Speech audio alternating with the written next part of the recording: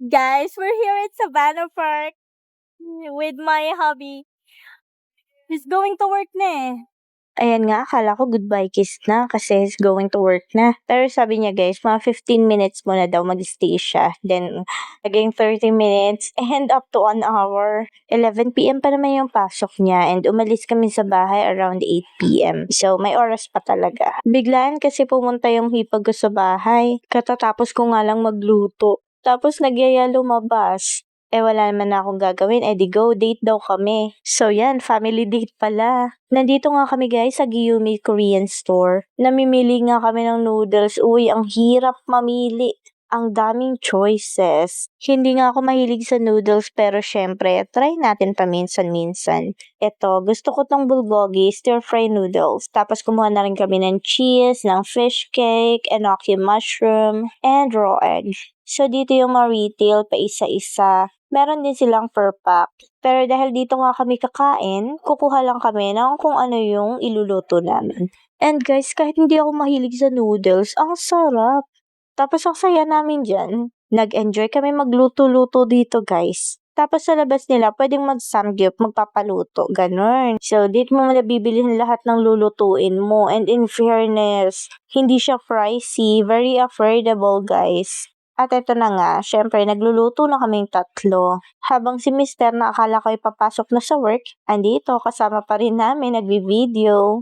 Katabi ko yung hipag ko, tapos sa dulo yung kapatid kong si Miko. Magkakaiba nga guys yung noodles na niluluto namin. Syempre, ang daming option. 2 beef bulgogi stir-fry noodles ngayong sa akin. Kasi hati na kami ni Mister. Ayan nga, nilagyan ko na ng fish cake. In fairness, ang sarap. Second time ko na tong punta dito sa Giyumi Korean Store. At dahil medyo mahilig sa Korean food ang aking hipag, nung nalaman niya na may ganito, ayan na, nagyaya na siya. Kasi hindi ko siya kasama the first time na pumunta ako dito. Nung Mother's Day, niyaya ako lumabas ng aking kapatid na si Bajoy. Pero hindi kami dito kumain. Nag-ice cream lang kami dito. Tapos syempre, chinika ko na yung lugar na to sa aking hipag. Di yan, nagyaya na po. Pero guys, wrong timing kasi nagyaya siya. May pasok pala siya mamaya. Kaya tuloy, pagkakain namin, uwi na kami agad. Di na kami nakapamasyal. So, nagyayaya siya sa off naman daw niya. Si Mister nga kahit may pasok, ayaw magpahuli. At dahil nag-enjoy nga kami dito, lalo na yung hipag ko, for sure, bigla na lang yung magyayaya dito. Ayan nga, nilagay ko na yung enoki mushroom dito sa kanilang noodles. Hindi ko na napakita sa video na to kung ano yung noodles na pinili niya, saka yung sa kapatid ko. Well, a day in my life, mini vlog naman ito. So, ito lang naman yung kaganapan after ko magluto sa bahay. Pumunta dito para magluto ulit. Noodles naman. Uy, in fairness, ang sarap din ng noodles na niluto niya. Pati ng aking kapatid, magkakaibang flavor kami. Cheese siguro tong kanya. Nagustuhan ko yun. Next time nga, try ko yun, guys. Yun nga pala mga prices ng noodles dito. Nagre-range siya from 45 pesos up to 75 pesos. Pag medyo malaki, parang merong 85 to 90, ganun. Not bad ha.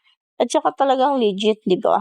Isa pa sa nagustuhan ko dito, bukod sa mura yung mga meat for samgyup, yung mga condiments. Kaya lang talagang pagkatapos namin kumain, umuwi na kami. Call time na ng hipag ko. And yes, may word siya, besh. Akala ko naman wala siyang pasok for today's video. Gusto lang pala talagang sumaglit at kumain dito. At ito na nga ang aming bulgogi stir-fry noodle na Mister. And for today's video din ay magko-cook kami. Napayagan ni Mister kahit ngayon lang. So dito nga kanya-kanyang luto. Tapos kanya-kanyang kuha lang din ng lulutuin. Pero syempre, payment first bago iluto. Eto nga yun sa kapatid ko. Uy, ang sarap niyan. Seafood. Yung sa lovers naman cheesy. Sa amin bulgogi. And syempre, kahit nagmamadali, let's take a picture. Charot, video yan guys. Na-enjoy talaga namin at in fairness, ang dami. Busog talaga pag uwi. Ang sarap nitong cheesy noodles talaga. O, diba? Kahit yung pamangkin ko, enjoy na enjoy sa ice cream. O, pupunas pa ng tissue yan, guys. Ang sarap din ng mga ice cream nila. Yung price nagro-range from 35 up to 85 pesos. Sulit na sulit talaga.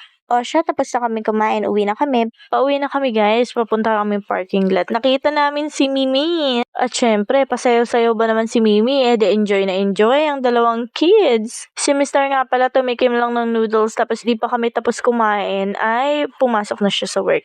Ang kulit ng buntot niya oh. At dahil tuwang-tuwa nga ang aking mga pamangkin, nagstay muna kami saglit ng mga 3 to 5 minutes. Nakapwesto si Mimi sa tapat ng McDonald's. So yan, bye-bye na Mimi. That's it for today's video. Thank you for watching. Bye!